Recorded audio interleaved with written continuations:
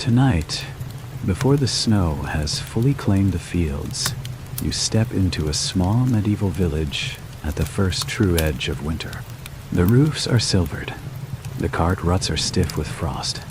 Somewhere far off, a dog gives one uncertain bark and then chooses silence. And you, wrapped in rough wool and carrying the day's cold in your sleeves, are not returning to comfort. You are returning to a hut that only just deserves the name of shelter, to a fire that never burns as long as you want it to, and to a family that will survive the season not through abundance, but through inches of warmth and 1,000 tiny habits. By the time you reach the doorway, your hands are numb inside the folds of your cloak. The wood of the latch is cold enough to feel metallic beneath your fingers. You pause there for one small breath, listening to the wind move through the bare edges of the village. And you understand at once the quiet question winter keeps asking. How do ordinary people endure a season that seems built to wear them down a little at a time? Inside, the answer is waiting, though not in any grand form. The room is darker than the lane outside, and the first thing you notice is the fire. If such a modest arrangement of ember and flame can be called a fire without blushing, it sits low in the center of the floor, breathing softly, ringed by blackened stones, more patient than bright. It gives off less heat than hope, and yet after the sharp evening air, even hope has a temperature. You duck your head, step in, and lower the latch behind you. The hut smells of smoke, damp wool, earth, and the faint sourness of roots stored too long. It is not a lovely smell, but it is a living one, and that matters. The floor is packed dirt, softened here and there with trampled straw. The walls are timber, wattle, daub, and repeated negotiation. Every seam has been argued with. Every gap has been stuffed, pressed, covered, or forgiven.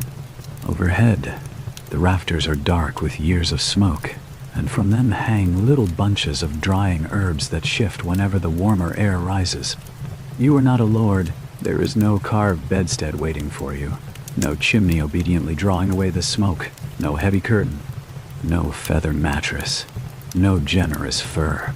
You have a straw sleeping place, a blanket shared by too many people, a few heated stones if the embers allow it, and the ordinary miracle of a household that already knows the exact shape of winter. Your mother kneels by the hearth, nudging embers together with a stick as carefully as if she were counting coins. Your father is at the north wall, pressing fresh daub into a seam the wind has been worrying since morning.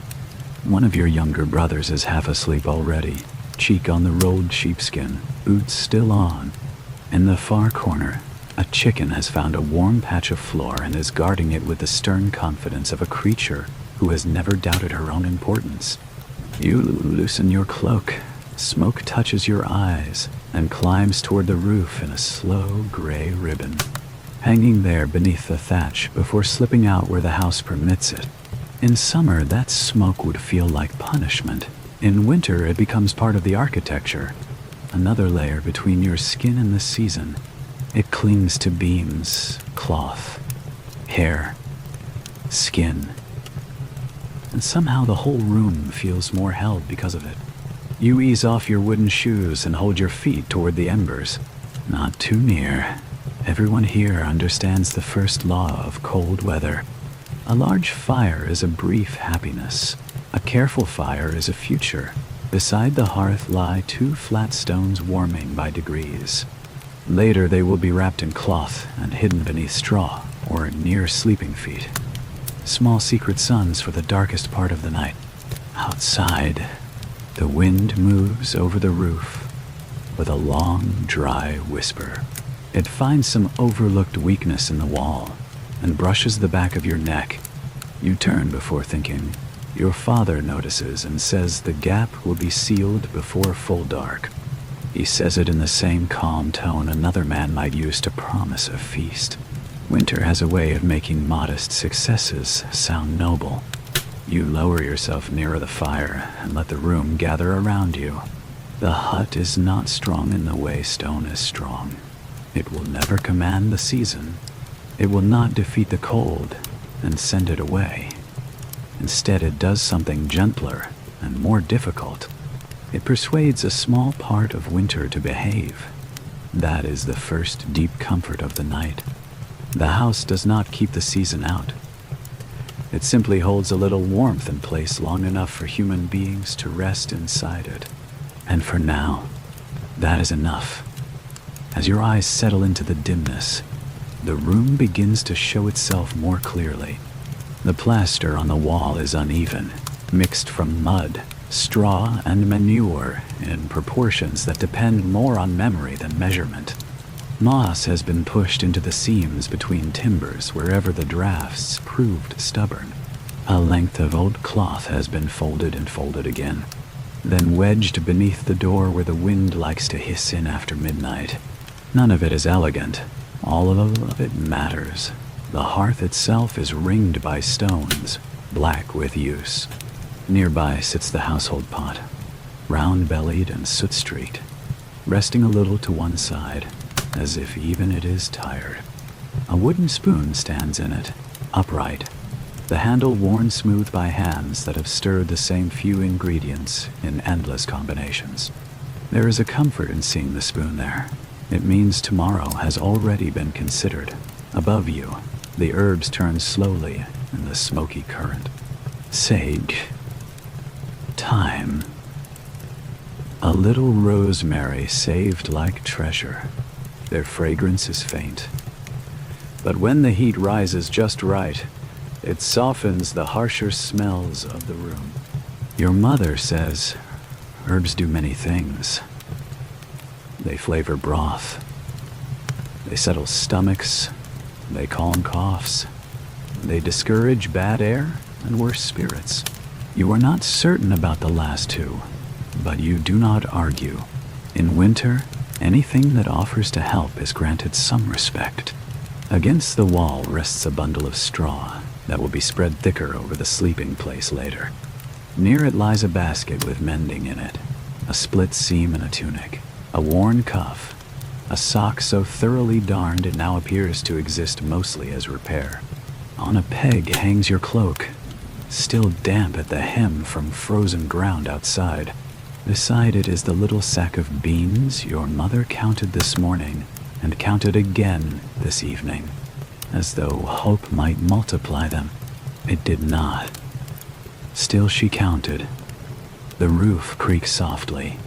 Somewhere above, tiny claws scratch in the thatch. Mice, perhaps something larger. You decide not to investigate.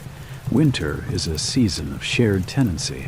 If a creature can find warmth without eating your bread or chewing through your garlic, it may remain philosophically unchallenged. Your father stands and presses his palm to the repaired wall. He nods once, satisfied. The room is full of gestures like that in winter. Hand to wall, hand to pot, hand to child's forehead, hand to ember, hand to cloth. Quick checks against loss. Your home is less a place than a pattern of repeated attentions. When night deepens, these attentions become even smaller and even more important. The door is checked again. The glowing stones are turned with a stick. A little more straw is shaken loose and spread. Damp things are moved farther from the floor. Dry things are moved nearer the fire, but never too near. The chicken is relocated after protests. The youngest child is made to wear a hood while indoors, which he hates and everyone ignores. You watch all this with the slow calm that comes after a day's labor. Fatigue has a way of simplifying the world. There is the fire, there is the wall, there is the blanket, there is the hour before sleep when everyone becomes practical and quieter than usual. It is not silence exactly. The room still holds little sounds. The rustle of straw, the low cluck of the chicken, the breathy cough of your grandfather, the soft tap of your mother shaking out cloth. But compared with the day, It feels hushed, as if the hut itself knows it must conserve more than wood. At last, your mother lowers herself beside the fire and stretches her hands toward it. They are red from the cold and rough from washing, carrying, kneading, scraping, lifting. But in this light, they look almost gentle enough to belong to a saint in a church painting. She smiles a little at the warmth, not because it is abundant, but because it has appeared on schedule. That is what passes for luxury here. Not excess, only reliability. When you lean back against the wall, you can feel the slight give of moss behind the daub, the softness hidden inside the hardness. It occurs to you that the whole hut is like that. Harsh to look at, perhaps, but full of tucked-away softnesses if you know where to find them. A strip of wool around a wrist, a warm stone in the straw, a corner of blanket claimed just before sleep, a spoonful of something hot, the last dry wood, a bit of rosemary and smoke, a chicken persuaded to share a room, an old story told for the 100th time because it still does the job. Home, in winter, is not where you are comfortable. Home is where you are less uncomfortable than the world beyond the door. And because that difference is everything, the room begins to feel safe. Later, when the fire has sunk lower and darkness has gathered fully around the hut, the household begins the nightly arrangement. It is never announced. No one says, "Now we prepare to sleep." You simply feel the shift. Voices drop, hands move with less purpose and more habit. The day folds in on itself. Your grandfather claims his place nearest the door, as he always does. He says the cold bothers him least there, though everyone suspects he simply likes to make dramatic remarks about greeting death before the rest of the family has washed its face. Your mother and father take the outer places near the drafts. Younger children go in toward the middle. The blanket is spread. The sheepskin is shaken. Straw is banked and patted down. One heated stone goes beneath the rough bedding. Another is wrapped and set ready near the feet. The whole process has the solemnity of ritual and the chaos of too many elbows. You lower yourself into your place and feel the stored chill of the straw first. Then, the gradual softening as bodies settle and heat begins its slow work. That is another truth of winter. Warmth almost never arrives dramatically. It gathers by persuasion. Shoulder against shoulder, knees pulled in, cloaks tucked under, breath shared beneath cloth. The body learns patience because it has no alternative. A younger sibling rolls against your side at once, seeking the warmest possible arrangement without apology. You make room. Someone's foot finds the back of your calf. Someone's sleeve ends up across your wrist. The blanket slips and is corrected. The chicken complains from a safer distance. Your grandfather coughs twice in warning, once in performance. Across the room, the family goat makes a small sound, as if considering whether tonight's cold justifies an indoor promotion. On the truly brutal nights, it often does. No one boasts about sharing sleep with animals, but no one refuses the logic either. A goat is a breathing stove with opinions. A dog, if you have one, is a fur-lined draft stopper. Even a chicken tucked near the feet contributes something useful, though not always serenity. You learn to value warmth in whatever shape it takes. The youngest child asks in a whisper whether the stone beneath the straw is still warm. Your mother says yes, even before checking. Then she reaches down, touches it lightly, and smiles in the dark because it is. That little smile passes invisibly through the room. You can hear it more than see it. The kind of smile that changes the breathing around it. Before sleep, there are always a few small customs. Not formal things, not grand things. Only little repeated acts that help the night feel manageable. Your mother murmurs the same brief prayer she has murmured every winter for as long as you can remember, asking for a roof that holds, a fire that lives until dawn, and children who wake warmer than they went down. Your grandfather mutters a saint's name, perhaps from devotion, perhaps from habit. Your sister hums a line from an old lullaby without finishing it. No one requests the rest. The unfinished part is almost more comforting. Then comes the stillness, not perfect stillness. Never that. Someone always adjusts. Straw always whispers. The fire always shifts and clicks. The wind occasionally tests the wall with renewed spite. But the larger stillness arrives. The kind that settles when each person has accepted their place in the arrangement and decided not to fight it. You lie with your face turned toward the dim orange of the hearth. Smoke hangs high beneath the roof, and in the thin light, the rafters look as though they are floating. Your own breath meets the colder air and returns to you softened by wool and darkness. The sheepskin brushes your chin. The heated stone beneath the bedding makes a little circle of good fortune beneath your knees. You think, for a moment, of the houses of the rich, their curtains, their feather beds, their deep rooms. Then the thought slips away, because envy is a luxury that also uses energy, and energy is better spent noticing what is present. The fire is present. The blanket is present. Your family is present. A goat, perhaps soon, will also be present. And then, because the night has sharpened and the wind has gained confidence, the goat is invited in. There is a brief period of negotiation. Hooves on floor.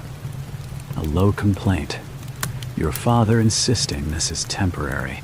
The goat behaving as if it is being bestowed with honors long overdue.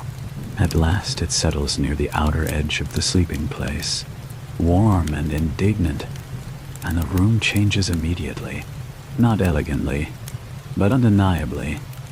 The cold must now pass through one more living body before it reaches yours. That is the hidden arithmetic of winter. Add warmth where you can, reduce loss where you can. Multiply survival by closeness. As sleep begins to approach, thoughts soften into stranger things. Your brother whispers that he once heard of a knight who found a dragon that breathed steam instead of fire and let peasants warm their hands beneath its jaw. Your sister says that sounds unlikely. Your grandfather says all useful stories sound unlikely at first. The goat sighs. Someone laughs once, very quietly. Then the laughter fades, and what remains is the simple, astonishing fact that a room this small can contain so many kinds of warmth at once. Fire warmth, stone warmth, wool warmth, animal warmth, human warmth, story warmth, all of them modest. All of them enough. At last you close your eyes. The cold is not gone. It waits beyond the blanket, beyond the wall, beyond the door, patient as ever. But tonight it must travel farther to reach you. And because of that, sleep comes. When dawn returns, it does not bring cheer so much as a pale acknowledgement that the world continues. The hut is dim blue at first. The fire is down to embers. Your nose is cold. One side of your body is warm, where it was pressed against other sleeping bodies, and the other side feels as though it has spent the night arguing with the air. Hunger wakes before you do fully. It has a way of arriving ahead of thought, like a dog scratching at a door. No one leaps out of bed in winter. Rising is a negotiation. You sit up slowly beneath the blanket, trying not to let too much of the gathered heat escape. Around you, the family comes back to itself in pieces. A cough, a groan, a muttered complaint about someone's elbow. The goat, having contributed to the common good, now expects gratitude, and perhaps breakfast. Your clothes are already on you, or near enough. That too is winter wisdom. There is no grand undressing for sleep and elegant dressing for morning. Layers remain: tunic over shift, cloak within reach, hood where it can be found by touch, cloth wound around feet. Everything is less about appearance than about trapping whatever warmth yesterday left behind. By the hearth, your mother has begun the morning's first labor, persuading life back into the embers. She leans in, adds a little tinder, shields the breath of flame with both hands, and waits for the orange to brighten. You kneel to help, and between the two of you, the fire remembers itself. Not a blaze, a beginning. Breakfast is not really breakfast. It is simply the first negotiation with hunger. From a sack comes a loaf baked days ago, perhaps longer.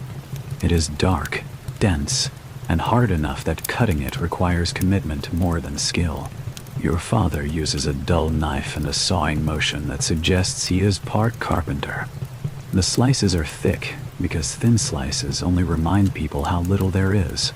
Into the pot goes water, yesterday's broth, a little cabbage, a little onion, a handful of something dried, and whatever stubborn promise remains at the bottom of the vessel. This is the winter pot. It never feels entirely new. It is old soup, becoming today's soup by way of patience. The steam that rises from it is almost nourishment by itself. It smells of earth and roots and salt remembered from better days. You dip bread into the bowl to soften it before your teeth take offense. The broth is thin, but warm. It tastes of onion first, then cabbage, then smoke. It is not an exciting meal. That is one reason it works so well at this hour. Winter meals do not perform. They endure around the room. Small stores announce the limits of the season. Garlic braids hang shorter than they did in autumn. Dried peas rattle in their sack with discouraging honesty. The last onions are guarded as though they were silver. A crock of pickled cabbage sits near the wall. A little salt pork remains. Saved not for luxury, but for moments when everyone looks too pale. On a shelf, wrapped carefully in cloth, is a piece of hard cheese that may yet become celebratory if approached in the right mood. Weak ale is poured into mugs, warm if possible. The children drink it too. Everyone does. Water can be temperamental in winter, and a mild fermented drink feels safer, kinder, softer on the stomach. Your mug smells of grain and yeast and wooden cup. You wrap your fingers around it before drinking, because the heat matters almost as much as the taste. The best thing about the winter pot is not its flavor. It is its continuity. A spoon returns to it. A ladle returns to it. A crust disappears into it. A bone gives the last of itself to it. The pot carries days forward without complaint. In that way, it resembles everyone in the room. Your younger brother asks whether there will be porridge tonight. Your mother says probably. He asks whether it will be the crispy kind if there is enough fat left. She says perhaps, which in winter is another way of saying dream gently. Even so, the thought improves the morning. As you eat, the fire strengthens by a degree. The hut's shapes become clearer. Your father reaches up and takes down one of the herb bundles. Only a little. He rubs it between his fingers and lets it fall into the pot. The air changes, not dramatically, just enough to suggest that even meager meals can be persuaded toward dignity. By the time the bowls are scraped and the mugs set down, your body has accepted the day. The hunger is quieter. Your fingers bend more willingly. The room, though still rough, seems less like a siege and more like a place where things happen in sequence. Warm the fire, stir the pot, eat the bread, tie the wrappings at the feet, gather the tools, continue, and beyond your own hearth, beyond your own walls, There is another place in the village where winter briefly loosens its grip. You hear it before you see it, the heavy wooden thud and iron scrape of the communal oven door. Somewhere near the center of the village, someone is baking today. The sound passes through the cold air like a rumor of warmth, and almost at once the village begins to orient itself around it. You pull your cloak close, wind cloth around your feet once more, and step outside. Morning has sharpened. Frost clings to fence posts, roof edges, and the bare stalks left in the fields. Every breath is visible. Every footprint sounds deliberate. The path toward the square is packed hard, and you walk carefully in your clogs, taking the short, measured steps everyone takes in winter. Steps that suggest caution, endurance, and a suspicion of ice. Smoke rises from the oven chimney in a pale, twisting column. Around the oven itself, several villagers stand with their hands tucked under their arms or outstretched to the warm outer stones. No one pretends they are there only for conversation. The oven is the beating heart of cold days, and everyone knows it. It is a marvelous thing. That oven, large, thick-walled, built from stone darkened by years of heat. It takes an age to warm properly, but once it does, it gives back slowly, generously, as if it understands the village more deeply than any reeve or priest. Bread goes in, yes, but the oven is never only about bread. It is about timing. It is about gossip. It is about waiting near something warm without embarrassment. It is about exchanging 2 dried apples for a roasted chestnut and calling that a feast. Each household has its day. Dough is marked before baking with simple signs. A cut here, a twist there, initials pressed in flour. Because one family's loaf may resemble another's until the crust tells the truth. Today is not your family's turn, but that does not keep you away. Heat, unlike bread, can sometimes be borrowed simply by proximity. A woman from 2 huts over is sliding in rye loaves with a peel nearly as long as she is tall. The dough is not much to look at, but as it goes in, the smell rising from the oven is enough to silence conversation for a moment. There it is, the scent of grain becoming bread, of something raw becoming sure. Few things can quiet a winter crowd like that. You press your palms against the oven's outer stones and feel warmth seep into them little by little by little. The heat travels slowly, but it travels. It enters your fingers, then your wrists, and with it comes a kind of foolish hope. As if perhaps warmth can spread through the body, the way dye spreads through cloth and reach all the cold corners, if given time. Beside you, a boy no older than your brother is chewing a chestnut with ceremonial seriousness. He offers you half. You trade him a strip of dried apple from your pocket. Both of you chew as though a king might envy you. There are always small exchanges here. A woman asks whether anyone has spare beeswax for a drafty shutter. An old man offers to sharpen a knife in return for onion skins to flavor his pot. Someone has brought apples to dry in the cooling heat after the loaves come out. Someone else has tucked flat stones near the back so they can be carried home wrapped in cloth and slipped beneath bedding later. Nothing is wasted. Not the warmth, not the ash, not the chance to linger. The reeve moves through all this with an expression that suggests he alone is preventing civilization from becoming poultry. Yet even he stands a little closer to the oven than strict dignity should permit. Winter is a great leveler that way. It reminds each body that flesh responds to heat before rank. You do not receive bread today. That much becomes clear once the marked loaves are counted and claimed. But you remain until the next firing dies back and the oven's deepest roar has become a long inward glow. Then you slip your own flat stone closer to the warmth with a little iron hook.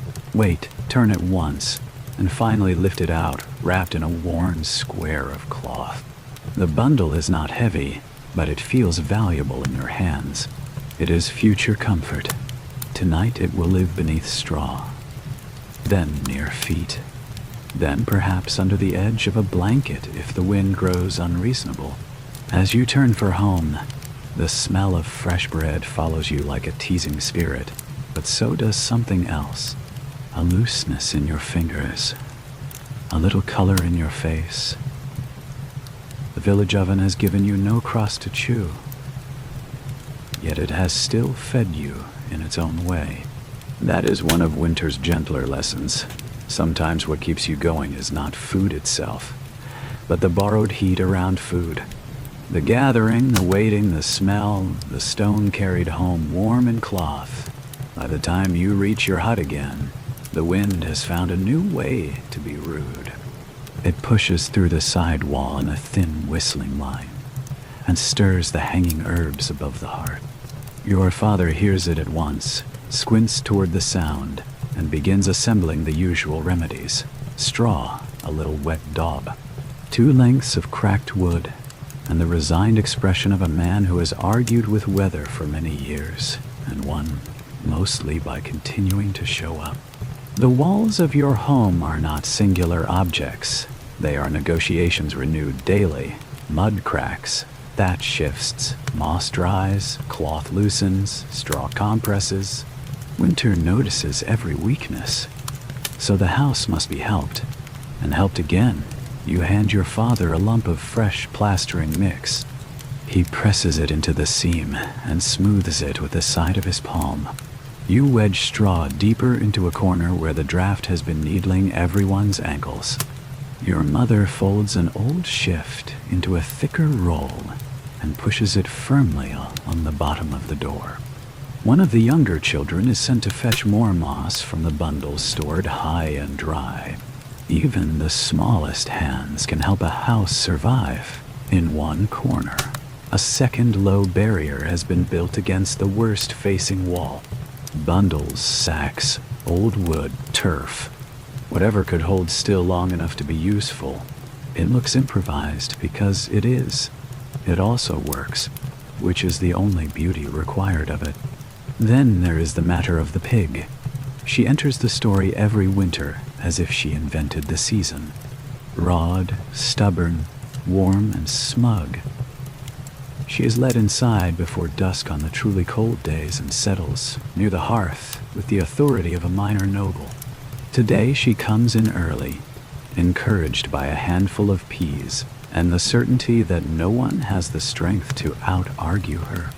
Once she lowers herself beside the fire and begins breathing in great contented sighs. A pig is a questionable companion, but an excellent reservoir of heat.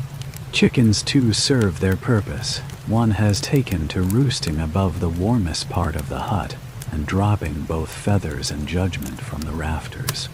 Your mother says if the bird must live under the roof, it may at least contribute body heat to the upper air. There is a practical logic in that, however undignified it sounds. Fuel remains precious. Firewood is stacked in a modest pile, watched almost as carefully as food. You do not feed the hearth for spectacle. You feed it for duration. Small branches, splits of birch, scraps saved from repairs. A larger piece only when the temperature becomes insulting. There is an old saying your grandfather likes to repeat, though he repeats it as if he invented wisdom itself. Burn fast and shiver later. No one disputes him because the hearth regularly proves him correct. When the day wears on and the light begins thinning, you prepare the smaller forms of warmth that make the difference between merely enduring a night and sleeping through part of it. A brick is set near the embers to take on heat. Stones are turned. Extra straw is shaken free and piled near the bedding.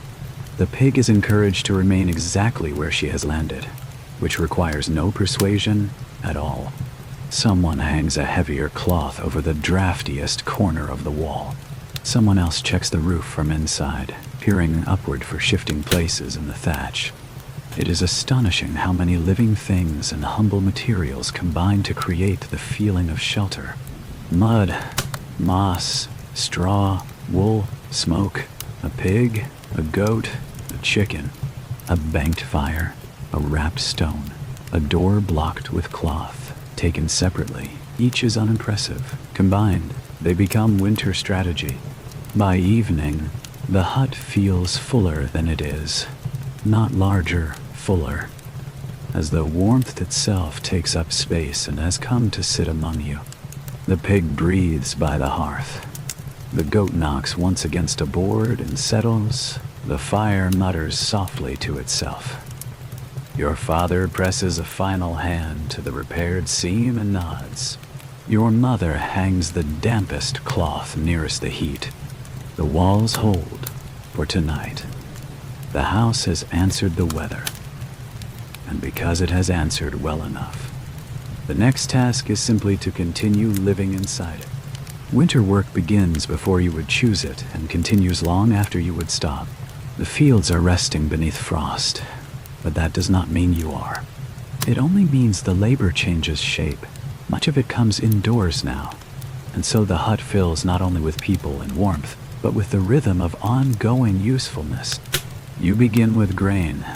Bundles saved from the last harvest must still be threshed. You carry them in from the drier side of the storage space and set them in a cleared patch of floor. Then comes the flail, a simple tool. One stick joined to another with leather, and the old patient work of beating grain free from husk. Thump, thwack, thump. The sound becomes the heartbeat of the morning. There is nothing dramatic about threshing indoors. Dust rises. Chaff catches in hair. Arms ache, backs complain. Yet the motion is so repetitive that after a while your thoughts begin moving in the same slow rhythm. Strike, gather, turn. Strike, gather, turn. It is almost meditative if you are tired enough and cold enough. Somewhere around the second hour, the grain on the floor begins to look less like work and more like possibility. Your sister sits near the fire with the mending basket in her lap. The needle in her fingers flashes when it catches the light. She is working on a sock so extensively patched that it has become a history of feet. Beside her lies your mother's cloak awaiting a new fastening. Near the wall is your own tunic, which split under the arm yesterday while you were hauling a bucket that had frozen almost solid. Winter destroys cloth in quiet, ruthless ways, and so winter also creates endless reasons to repair it. Your mother joins the mending once the grain is beaten and sorted. She threads wool through wool, linen through linen, turning weakness back into use. It is the same logic by which the house survives. Split, mend, thin, layer, crack. Nothing beautiful is wasted merely because it is tired. Nothing useful is discarded merely because it has worn down. After a while, your father leads the goat and the cow out briefly, just enough to move, relieve themselves, and remember that the world still exists beyond the doorway. Their breath hangs in the air like little clouds. The cow looks unimpressed by existence as a whole. The goat attempts to eat a piece of your sleeve. You consider that a stable relationship. Back inside, beans are sorted. The bad ones are flicked aside. The good ones go into a bowl. A child is set to shelling dried peas and consumes nearly as many questions as peas. Your grandfather, having conserved his energy all morning by appearing elderly in a highly efficient way, now takes a turn at plaiting cord from rough fibers for a harness repair. Everyone contributes something. Winter has no use for decorative idleness. Then the reeve arrives. His timing is legendary and unpleasant. He comes wrapped in a better cloak than yours, with the air of a man doing the village a favor by accepting rents in absurd forms. Today, it is feathers, goose feathers carefully saved and bundled, because someone far above your station prefers softness in a pillow. Your mother hands over the sack with a face of such calm composure that you feel briefly patriotic. The reeve counts the feathers as though they were gold and not the product of repeated negotiations with a temperamental bird. To improve the atmosphere, your father offers him weak ale. The reeve accepts. Winter humbles even petty authority with the same tactics it uses on everyone else. A mug of something warm in the hand, and suddenly a man becomes more negotiable.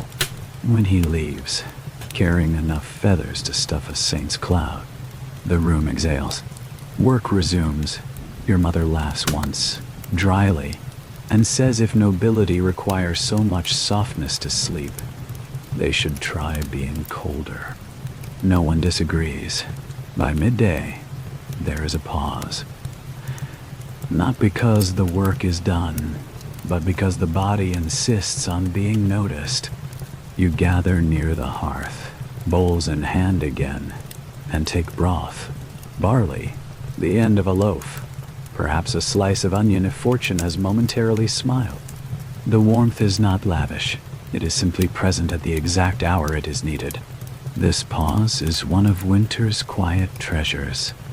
Outside the day may still be sharp, colorless and unwelcoming, but inside the hut there is steam rising from bowls, tired faces lit by the fire, and that brief feeling that effort has earned a corner in which to rest. Someone tells a story about a man who tried to race a bear on a sled and lost both the race and most of his dignity. Someone else laughs too hard and begins coughing. Even that becomes part of the warmth. When the bowls are empty, the work begins again, but more slowly now. Bean sorting, straw shifting, a bucket patched with wax, a shoe inspected for another day's wear, a length of twine braided, another seam closed. The afternoon stretches not as an enemy, but as a long rope you must keep hold of until dark. It is during these hours that winter reveals one of its stranger mercies. Repetition can soothe as much as it exhausts. The same motions, the same sounds, the same tools returning to the same hands. All of it can lull the mind. By evening you are tired, yes, but it is not the sharp tiredness of danger. It is the fuller, softer tiredness of having kept the day from unraveling. And when that tiredness reaches the hands and feet most of all, you turn toward the smaller comforts winter has taught you to make. You return to the hearth with your fingers curled stiff from work and your feet cold enough to feel separate from the rest of your body. This is the hour of little inventions, not miracles, not luxuries. Only clever kindness is practiced so often they have become household tradition. First come the wrappings. Strips of old wool are wound around wrists and ankles, where the body seems always to lose warmth too quickly. The wool is coarse, repaired, and faintly fragrant with lanolin and smoke. It scratches a little. You do not mind. Scratchy warmth is still warmth. Then the feet are seen to. Cloth around toes, a second layer at the heel. If the weather is especially bitter, dry moss is tucked into the wooden clogs for padding and insulation. It feels absurd for a moment, as though you are wearing part of the hillside. Then it feels wonderful. The body accepts help from landscapes without complaint. Your father warms 2 smooth stones beside the hearth until they hold a heat without threatening revenge. One is slipped into a fold of cloth and placed near the bedding. The other is set inside a shoe for a little while, just long enough to take the hateful edge off leather and wood. Everyone knows someone whose stone once cracked from too much heat and startled the whole house. That knowledge only makes the current warmth feel more precious. Your sister has made herself a little grain pillow, a linen pouch filled with husks and dried barley, warmed gently near the fire, and then tucked against her stomach beneath her cloak. She calls it her winter loaf. You are not sure whether the joke improves the device, but the device certainly improves her mood. Your brother not to be outdone, has tied a faded rabbit pelt around his neck, in a style suggesting either remarkable practicality or a poorly informed attempt at elegance. In this light, and at this temperature, the difference hardly matters. He looks smug. More importantly, he looks warm. You try your own favorite method. A thick root vegetable hollowed earlier in the season, dried near the hearth, and now filled with a wrapped hot stone. Held in the lap beneath the cloak, it radiates heat slowly and smells faintly of the earth it came from. It is not a refined object. It is an argument against numbness, and a persuasive one. For the hands, there are simpler solutions. Hold the mug longer. Turn the spoon in the pot, though it does not need stirring. Rest fingers against the pig's side if the pig appears morally flexible on the subject. Stroke the cat if the cat has forgiven humanity for existing. Tuck hands beneath opposite elbows and breathe into them. Heat can be borrowed from surprising places. The best part of these tiny devices is not that any single one transforms your evening. None does. The best part is that together they push the cold outward, away from the core of you. They move winter from bone to skin, from skin to air, from air to the edges of the room where it belongs. You sit against the wall, feet no longer aching with the same fierce complaint, wrists warm under wool, fingers gradually remembering grace. The fire crackles once as a twig gives in. The grain pillow at your side cools slowly. The pig shifts and sighs with theatrical satisfaction. The whole room settles toward comfort. Not complete comfort, never complete, but enough that you can feel your thoughts loosening. That softness is important. Winter can make a mind as rigid as frozen cloth if left unsoftened. So the body must be coaxed. Warm the feet, warm the hands, warm the lap, warm the bed before entering it. Warm the air with soup, with breath, with embers, with company. This is not indulgence. It is maintenance. The middle of the season belongs to such maintenance. There is no glamour in it, and yet there is something almost beautiful about the patience it requires. You do not solve winter, you tend against it. A little warmth now, another little warmth later. Enough to carry the self from dark to dawn without hardening completely. For a while, you sit there doing almost nothing. And in winter, almost nothing can feel like a blessing. The hut hums quietly around you. Cloth dries by degrees. Someone yawns. Someone else scratches absent-mindedly at a seam where the lice have apparently chosen to remain enthusiastic despite the season. The herbs above sway in slow circles. The root warmer in your lap continues its decent, honest work. You close your eyes for a moment, not to sleep, only to memorize the sensation. This, right here. The point at which the cold is still in the room but no longer seems to own you. And once the body reaches that point, the mind becomes willing to drift elsewhere. Evening in winter does peculiar things to belief. The room is the same room it was by day, but shadows lengthen, corners deepen, and ordinary objects begin to gather suggestion around them. A spoon standing upright in the pot looks less like a utensil and more like a sign. A knot in the wall resembles an eye. The gap between two rafters seems just large enough for a thought to slip through and return wearing a story. So this is the hour when prayers are said a little more carefully and small customs are performed with unembarrassed seriousness. Your mother tosses a pinch of rosemary onto the embers. It smolders and the smoke sweetens. She says it is good for the air. She also says it discourages wandering things with bad intentions. No one asks for definitions. Winter has a way of making broad explanations feel sufficient. Your sister ties a red thread around her wrist. She says it keeps envy and fever from following the pulse too closely. Your grandfather makes a little mark above the door with ash and thumb. Your brother insists on putting his left shoe on after his right, because last year, on the one morning he reversed the order, he slipped in the yard and spent the afternoon blaming fate. Your father mutters that fate would be more convincing if it also repaired roofs, yet even he taps the lintel before lying down. Some rules are never written but always obeyed. Do not whistle after dark in deep winter. Do not leave the hearth careless before bed. Do not stare at your reflection in still water on the longest nights. Do not sweep the floor too vigorously near midnight, or you may sweep out tomorrow's luck with the ash. Are these things true? Who can say?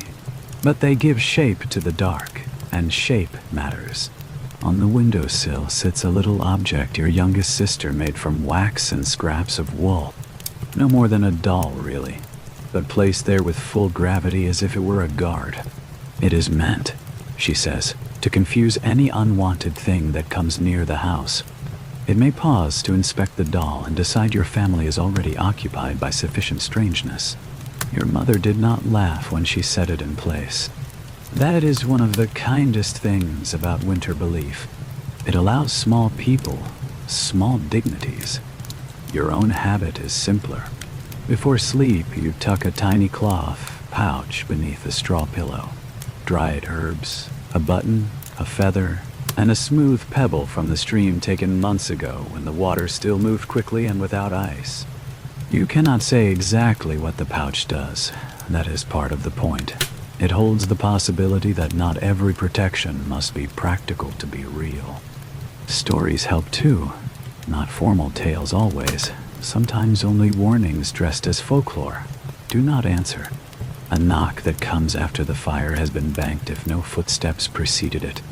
Do not follow a light across the snow unless you can hear human voices with it. If a dream repeats 3 nights in a row, tell it to a stone and throw the stone into running water when the thaw begins. You do not fully believe these things. You do not fully disbelieve them either. Belief in winter is often less about certainty than about company. It is pleasant to imagine that the invisible world also notices weather, also keeps close to fire, also understands the burden of dark afternoons. A saint for the throat, a charm for sleep, a rhyme for warm feet, a thread for bad luck, a blessing for the roof. The wind moves outside. The hut listens.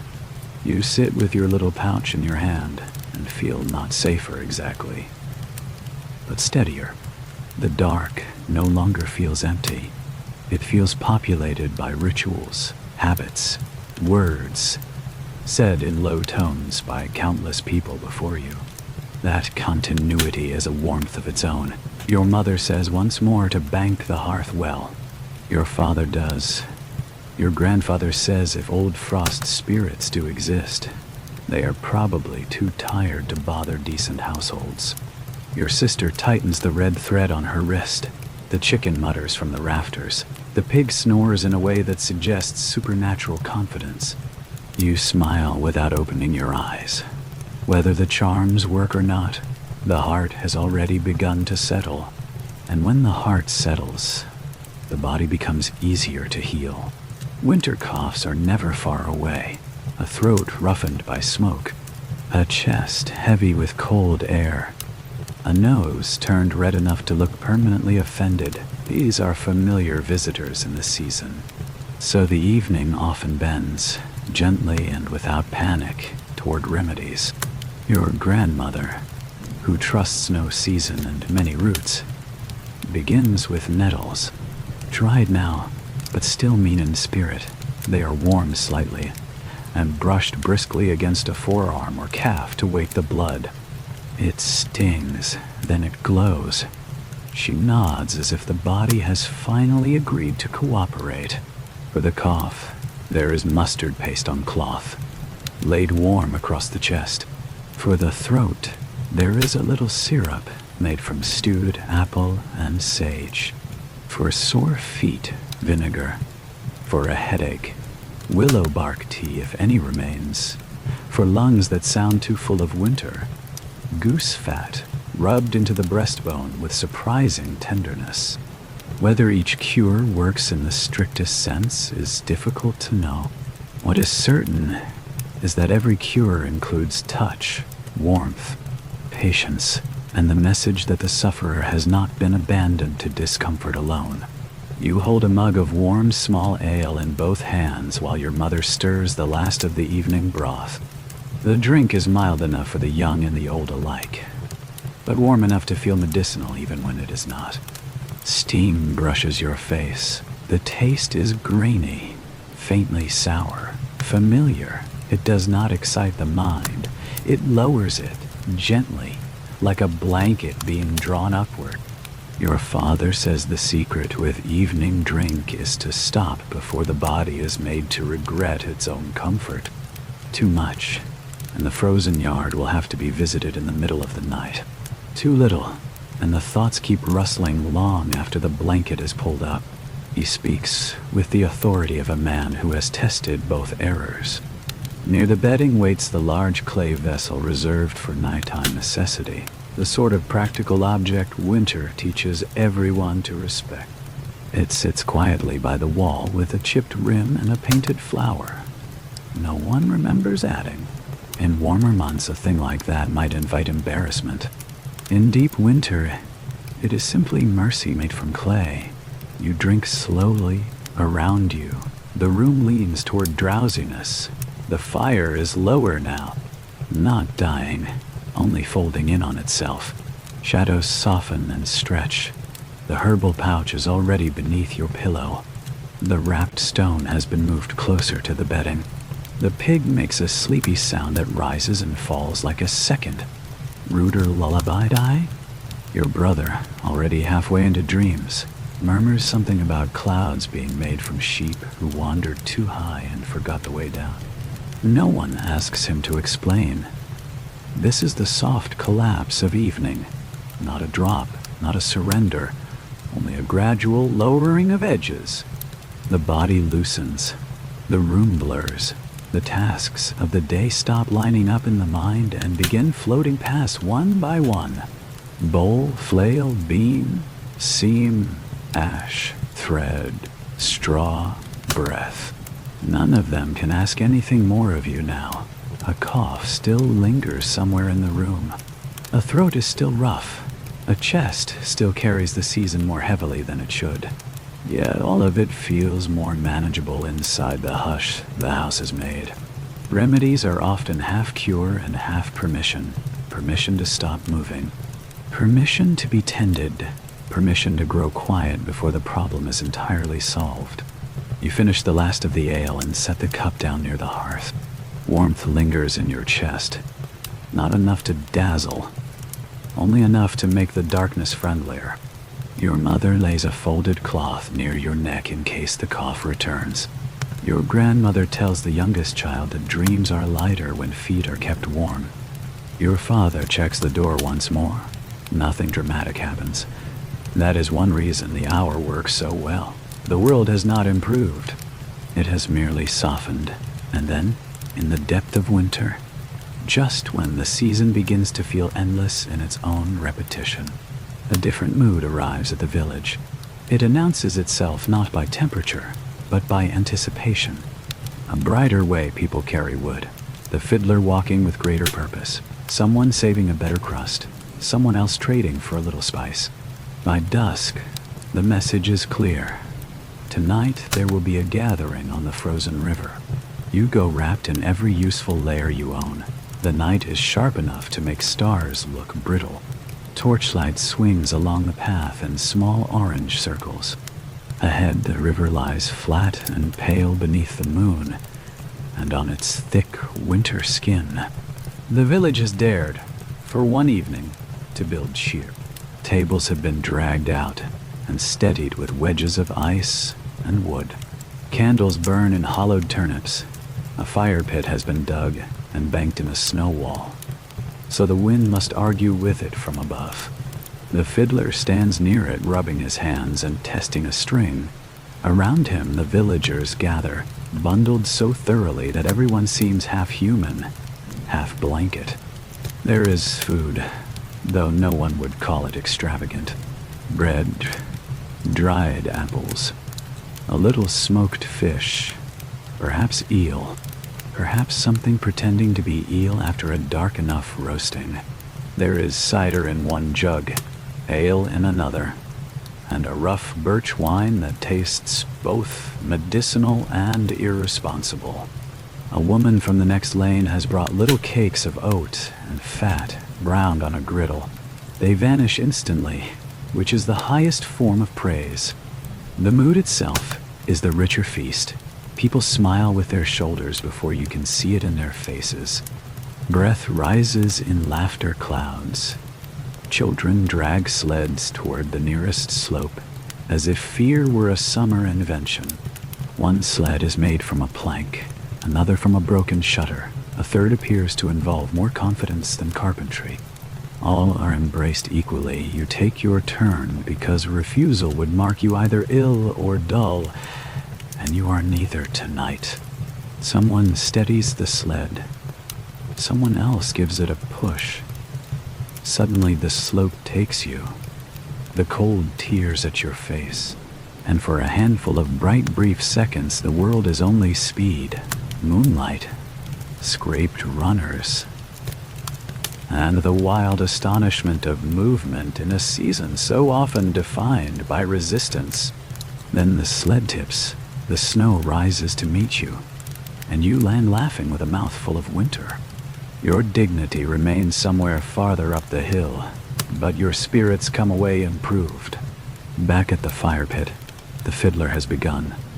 The tune is not fast, though your feet feel it. It bends and lifts and settles again. A melody built for rooms, but trying its best outdoors. A couple attempts to dance despite cloaks, boots, and the stubborn physics of too many layers. Their grace is arguable. Their joy is not. You stand near the flame and cup your hands. The heat on your palms is almost shocking after the walk. Beside you, your mother sips something warm and spiced, and in the firelight her face looks younger, or perhaps only less burdened. Your father, who almost never sings in public, joins the chorus on a refrain he claims not to know. The pig is not invited, which everyone agrees would have improved matters and worsened logistics. What strikes you most is not the food, or the torchlight, or even the sledding. It is the way the whole village sounds for a little while less burdened. Winter has not vanished. The bread is still limited. The woodpile is still finite. The roof will still creak tomorrow night. Yet, around the fire pits and candles, among the bundled shoulders and half-frozen smiles, the season loosens. That loosening matters. Winter does not only test the body, it tests brightness. And gatherings like this keep brightness alive by sharing it across many people at once. When at last you leave the river, cheeks warm, boots damp, heart lighter than before, you carry the feeling home with you like a hidden ember, tucked safely inside the dark. And once indoors again, the oldest warmth of all is waiting. Stories. The fire is lower now. The kind of glow that turns faces gentle and the ceiling distant. The family settles in around it with the slower movements of people who have already spent much of their liveliness and are content to spend the rest in quieter coin. Cloaks are loosened. Boots are nudged off. A bowl is passed. Someone folds cloth beneath a tired head. The room smells of ash. Wet wool beginning to dry, and the last trace of smoke from outside torches clinging to sleeves. Your sister begins with a riddle because riddles are what people use when they are not ready for silence yet. It is an old one. Everyone knows a different answer. That does not stop the discussion from moving in slow circles, pleased with itself. Then your grandfather takes over and tells of a traveler who once claimed there was a valley where snow fell, warm as flower and sheep, grazed through January under a sky that never dimmed. No one believes him entirely, but no one interrupts the image either. Some lies are too restful to challenge. From there, the stories become smaller. A spirit said to live near the well and show futures in moonlight. A cat from the next village reputed to understand the names of saints but unwilling to pronounce them. A loaf that rose too high and was taken for a sign of coming twins. A dream in which the field beyond the house was green already, and everyone walked barefoot through onions. Each tale is offered not as evidence, but as warmth. This is one of winter's hidden economies, when wood is scarce and daylight brief. Language does more heating than it receives credit for. A good story slows breathing. It keeps children still. It lets tired adults sit longer without counting troubles.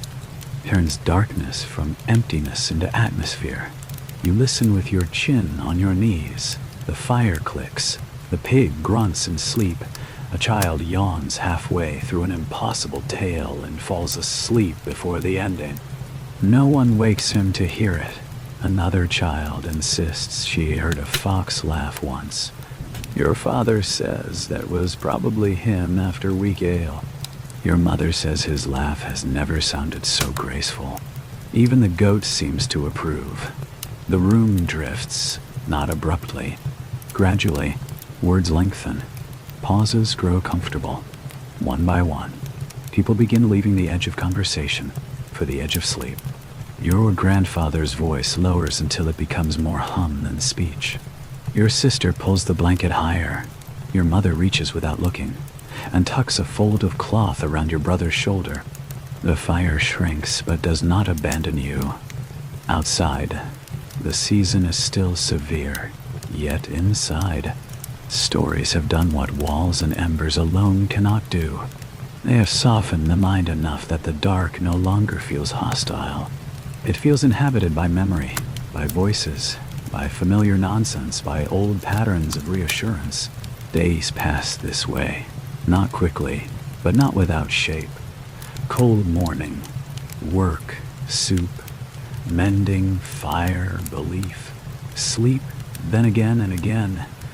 A repetition that once felt oppressive begins to feel almost musical. Each day, a verse. Each evening, a refrain. Hearth, straw, breath, bowl, thread, ash, night. By the time late winter begins to loosen, you do not notice at first their grandeur.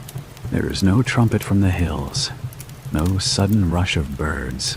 Instead, the season starts to fail in small, unbeautiful ways. Snow at the edges of the yard grows tired and gray. Drips appear where everything used to hold still. The path becomes uncertain beneath the feet, half ice, half mud, wholly treacherous. The roof no longer crackles with bitter cold, but sighs damply after noon. The straw on the floor begins to smell less of smoke and more of its own mortality. The pig, deprived of perfect winter conditions, becomes muddy with alarming speed. This is not yet spring. It is the long, wet shrug before spring. The ugly mercy after the bright cruelty of frost. The hut suffers in new ways. Mud creeps indoors on boots and hems. Mold attempts a quiet uprising behind stored wood. Old straw must be carried out and fresh straw brought in. The walls, which had been defending against cold, must now defend against damp. Your mother opens the door more often despite the chill, declaring war on stale air. Your father inspects the roofline with the resignation of a man who knows weather only changes tactics. Food reaches its thinnest point here. The heroic onions are gone. The best of the garlic is memory. The dried peas are counted with the severity of law. Every root remaining is a little soft, a little questionable, a little miraculous. And yet, somehow the world outside has begun offering signs that this long bargaining season may not last forever. A patch of earth near the latrine darkens. A blade of green appears where none had any business appearing. The hens begin behaving as though they can imagine the future again. Water in the bucket no longer forms a skin every single night. The air, though still cold, smells less like iron and more like earth waiting to wake. You step outside one morning and notice that the wind has changed its voice. It no longer cuts quite so cleanly. There is moisture in it now. Weight, the kind of air that carries smells from the ground instead of erasing them. Inside, the family changes with the weather. Laughing comes a little easier. Your father repairs a rake instead of only a wall. Your mother speaks of seed as though speaking of relatives she expects soon. Your sister sings while sorting cabbage seed from chaff. Your brother falls face first into a puddle and rises looking betrayed by all seasons equally. Even the pig seems less essential and more merely beloved. The first planting is modest. Garlic, onion, cabbage, nothing showy. Nothing that would tempt pride into the conversation. You press seed into cold, dark soil with fingers that remember months of holding heat and now must learn once again how to trust the ground. It feels almost ceremonial, though no one says so aloud. That evening, the family sits by the hearth and, without announcing the fact, begins to tell the story of the winter that has nearly passed. Not the large version of it. The small version, the draft that would not quit. The goat that insisted on sleeping diagonally. The loaf that cracked exactly where your initials were pressed. The mustard poultice that smelled like an insult. The time the reeve counted feathers as though weighing souls. The sled overturning. The chestnut shared at the oven. The root warmer that nearly rolled into the fire.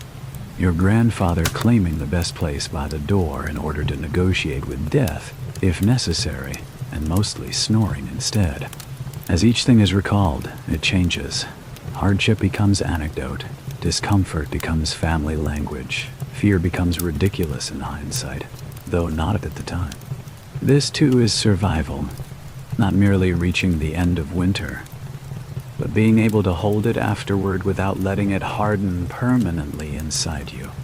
The thaw continues, drip by drip, day by day. The hut is aired, the bedding is beaten, the old straw goes out. New straw comes in with the sharp, clean smell of not yet rotted field. Sunlight visits the doorway a little longer in the afternoon. Smoke rises easier. The room looks less like a bunker and more like a place meant for people rather than only endurance. And yet, the season does not end cleanly. It never does. Cold nights still return. Frost still surprises. Mud remains rude. The fire is still needed. The blanket is still shared. The pig still believes herself central to human civilization. Winter does not depart. It recedes. That is why this ending must remain open. You lie down again on freshened straw. The hearth burns low but steady. The room is quieter now, not because all struggle is over, but because the hardest part is passed through without taking everything from you. The walls hold. The roof holds. The family breathes in its familiar uneven chorus. Outside, somewhere beyond the dark water, moves again in ditches and along roots and under softening ground. You let your eyes rest half closed. You think of the whole season not as a battle, but as a long weaving. Smoke through rafters, straw over dirt, fingers around cups, stones under blankets, stories into children, seeds into earth. Breath beside breath through the nights. 1,000 tiny acts no one would call heroic if they were seen one at a time. And yet together they formed a winter, survived. Your body remembers the cold, yes, it remembers. Numb toes, rough cloth, thin soup, coughs in the dark walls that whispered with wind. But it remembers the other things too, the warm side of the pig by the hearth, The first sip of hot broth in the morning, the oven wall against cold hands, the weight of another shoulder under the blanket, a tune on the river, a story told badly but lovingly, the smell of damp earth returning at last. Those memories settle differently, not like burdens, more like layers. The fire gives one soft sound, and then another, somewhere above. The roof no longer complains in the old winter voice. The pig shifts once and returns to sleep. Your mother adjusts the blanket around the youngest child. Your father, thinking no one notices, nudges the warmed stone nearer the family's feet with the side of his boot. Outside the night is still cool, but it is no longer closing in from every side. There is space in it now. Space for thaw. Space for planting. Space for ordinary spring troubles, which will arrive soon enough and can wait their turn. For tonight, there is only this room, this red glow, this slow breathing, this small and perfectly sufficient safety. If your thoughts are still moving, let them move more slowly. Let them circle the hut once and come back in. Let them settle by the hearth like another tired creature looking for warmth. Let them soften into the straw, into the blanket, into the sound of sleeping bodies, and the faint, almost hidden drip of melting winter somewhere beyond the wall. Nothing more is required of you now. Not the roof, not the pot, not the field, not the morning. They can all wait a little while. You have made it this far through smoke and frost and damp wool and stubborn hunger and the long, patient work of ordinary survival.